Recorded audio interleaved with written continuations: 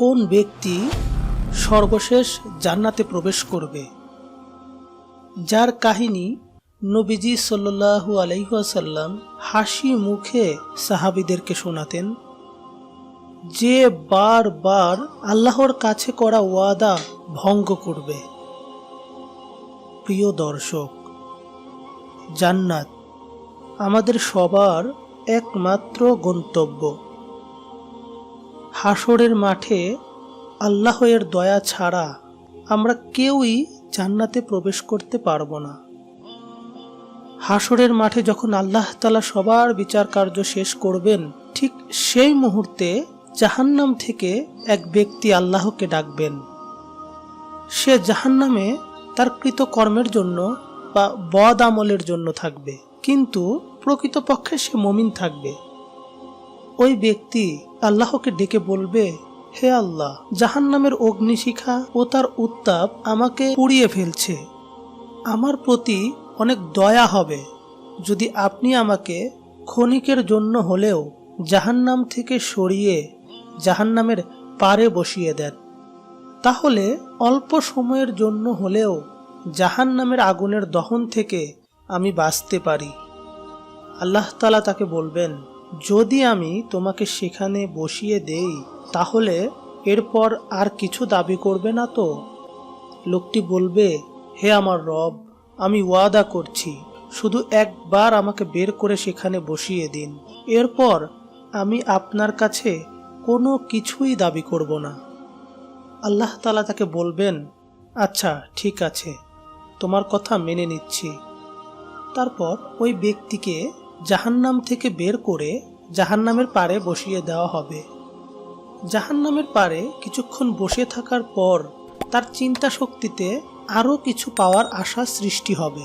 ফলে সে আবার বলবে, হে আমার প্রতিপালক, জাহান্নামের আগুন থেকে আপনিই তো মুক্তি দিয়েছেন, এটা আপনার দয়া ও করুণা, কিন্তু বসিয়েছেন এমন স্থানে যেখানে জাহান্নামের আগুনের শিখা পুরোপুরিভাবে আমাকে দহন করছে।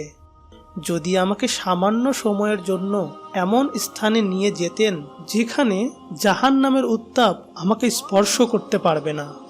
আল্লাহ তাআলা তাকে বলবেন, তুমি তো সবে মাত্র অঙ্গীকার করেছো যে আর কিছু চাইবে না, আর এখন সেই ওয়াদার খেলাপ করছো। বান্দা বলবে, হে আমার রব, বেশি নয়, আমাকে এখান থেকে একটু দূরে নিয়ে যান, এরপর আর কিছুই বলবো না, কিছুই চাইবো না। আল্লাহ তাআলা তার আবেদন কবুল করবেন এবং তাকে সামান্য দূরে সরিয়ে দেবেন, যেখান থেকে জান্নাতের হৃদয় কাড়া ও মনোমুগ্ধকর দৃশ্যাবলী সে দেখতে পারবে।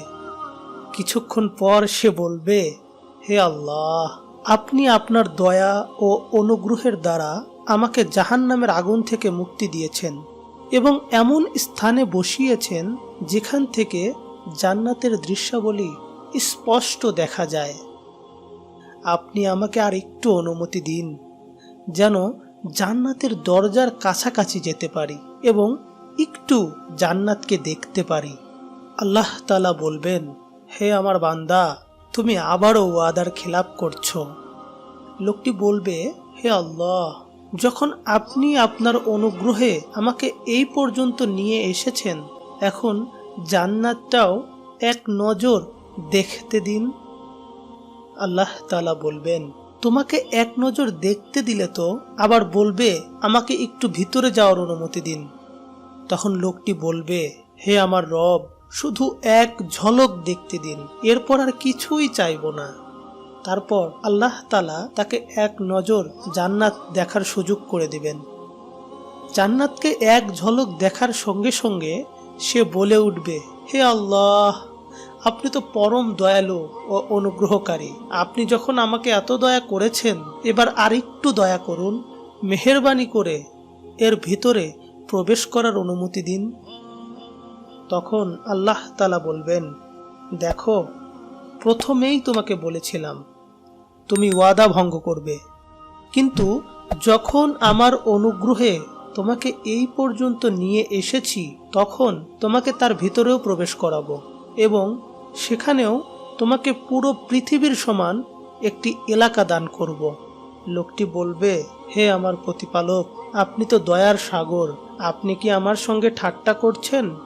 সে আরো বলবে, জান্নাতে এত বড় স্থান কোথায়, আর আমার মতো নগণ্য গোলাম এত বিশাল জান্নাতের অধিকারী হব কেমন করে? আল্লাহ তাআলা বলবেন, আমি কারো সঙ্গে ঠাট্টা করি না, বাস্তবেই আমি তোমাকে এমন জান্নাত দান করলাম। সুবহানাল্লাহ। হাদিস শরীফে এসেছে, রাসূল সাল্লাল্লাহু আলাইহি ওয়াসাল্লাম এই হাদিসটি যখন বর্ণনা করেন তখন হেসে হেসে বর্ণনা করছিলেন। এরপর যেসব সাহাবী হাদিস শুনেছিলেন তারাও তাদের ছাত্রদের কাছে এই হাদিসটি বর্ণনা করার সময় হেসে হেসে বর্ণনা করতেন। এমনিভাবে রাসূল সাল্লাল্লাহু আলাইহি ওয়াসাল্লামের যুগ থেকে আজ পর্যন্ত যত মুহাদ্দিসগণ যখনই এই হাদিসটি বর্ণনা করেন তখন হাসেন, আর যারা শোনেন তারাও হাসেন।